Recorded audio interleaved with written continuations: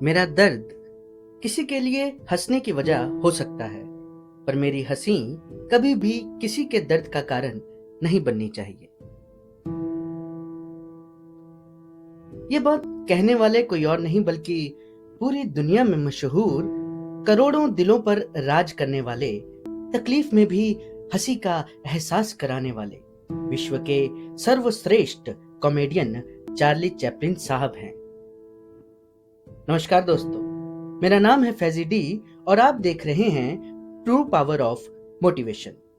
Great personalities of world के आज के इस एपिसोड में आज हम जिस महान हस्ती के बारे में जिक्र करेंगे उनका नाम है the great Charlie Chaplin. Charlie Chaplin एक ऐसे कलाकार रहे जो बिना कुछ बोले अपने हाव भाव से, अपनी एक्टिंग से लोगों को हंसने के लिए मजबूर कर देते थे। चार्ली चैपलिन संघर्ष का दूसरा नाम है। एक साधारण और गरीब परिवार में जन्मे चार्ली चैपलिन संघर्ष की भट्टी में ऐसा तपे कि सोना बने और इस सोने ने करोड़ों लोगों के चेहरे पर मुस्कान भरी। आइए जानते हैं उनके जीवन के बारे में। चार्ली का जन्म हिटलर के जन्म से महज 4 दिन पहले 16 अप्रैल 1879 को लंदन में हुआ। इनके पिता चार्ल्स स्पेंसर चैपलिन और मां हेना चैपलिन सिनेपर म्यूजिक हॉल में सिंगर और जूनियर आर्टिस्ट थे।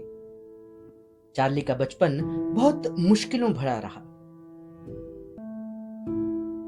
एक बार उनकी मां स्टेज पर गाना गा रही थी, तभी उनकी आवाज चोक कर गई, यानी आवाज बंद सी हो गई। इस पर वहां बैठे लोगों ने हंगामा कर दिया। ऐसा कहा जाता है कि लोग जूते चप्पल स्टेज पर फेंकने लगे। यह देख महज 5 साल का चार्ली अपनी मां को बचाने के लिए स्टेज पर आया। चार्ली ने माइक पर अपनी मां का ही गाना अपनी तोतली भरी आवाज में गाया। लोगों को यह परफॉर्मेंस बहुत फनी सा लगा। लोगों ने स्टेज पर सिक्कों की बौछार कर दी। यह चार्ली की पहली कमाई थी और देखते ही देखते कुछ ही समय में चार्ली स्टेज पर परफॉर्म करने लग गया। चार्ली को एक्टिंग से लगाव था। चार्ली चैपलिन का बचपन बहुत संघर्षमय रहा। छोटी उम्र में ही चार्ली चैपलिन के माता पिता का तलाक हो गया और चार्ली और उनके भाई को मां के साथ जाना पड़ा। लेकिन चूंकि मां के पास कोई काम नहीं था और वो डिप्रेशन में चली गईं, इस बीमारी की वजह से चार्ली और चार्ली के भाई को कोर्ट ने दोबारा वापस पिता के पास जाने का आदेश दिया।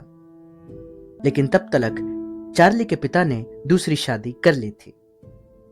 सौतेली मां ने चार्ली और चार्ली के भाई के साथ बहुत अत्याचार किए। कुछ समय बाद उनकी मां जब ठीक होकर वापस आई तो चार्ली और उनके भाई ने अपनी मां के साथ ही रहना पसंद किया। खैर, ये तो बचपन की बात रही, लेकिन अगर सही मायनों में ये समझा जाए तो चार्ली बचपन से लेकर जवानी तक संघर्ष से घिरे रहे। उनकी फिल्मों में उनका संघर्ष, उनकी बदहाली, उनकी गरीबी की हर वो चीज नजर आती है। बारीक बिंदुओं पर अगर नजर डाली जाए और समझा जाए कि आखिर उनकी फिल्मों में वो ऐसा क्या जादू क्रिएट करते थे कि लोग उनके दीवाने से हो जाते थे। आप यकीन मानिएगा, एक आम आदमी भी अपने आप को चार्ली चैपलिन से जुड़ा हुआ महसूस करता था। यही चार्ली चैपलिन का जादू रहा है। एक 5 फुट 5 इंच का दुबला पतला सा आदमी जो लोगों को गरीबी में भी खुश रहने के लिए प्रेरित करता था। साधारण लोग सही मायनों में अपने आप को चार्ली से जुड़ा हुआ सा महसूस करने लगे। उन लोगों को लगने लगा कि ये हमारी ही कहानी है। जल्द ही चार्ली हर दिल पर छाने लगा। क्या बच्चा, क्या नौजवान, क्या बूढ़ा, हर कोई चार्ली का दीवाना होने लगा। इतिहास गवाह है, वह दौर विश्व युद्ध और आर्थिक तबाही से भरा था।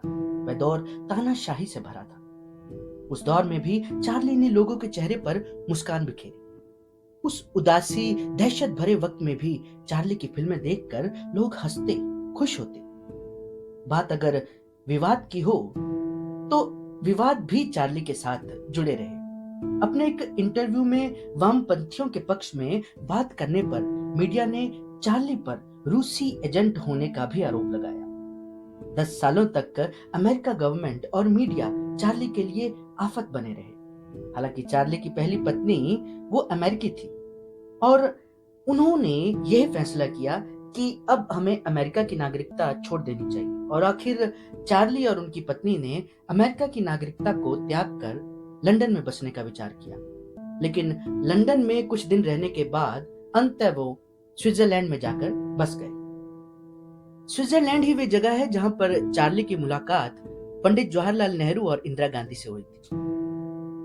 चार्ली चैपलिन महात्मा गांधी के बहुत बड़े प्रशंसक रहे हैं। यह बात उन्होंने अपनी किताब में भी लिखी है। चार्ली को अपनी फिल्मों के लिए कई अवार्ड मिले। 1940 में द ग्रेट डिटेक्टिव के लिए बेस्ट एक्टर अवार्ड, 1952 में लाइम नाइट के लिए म्यूजिक का ऑस्कर अवार्ड, और न जाने ऐसे सैकड़ों अवार्ड चार्ली चैपलिन को मिले।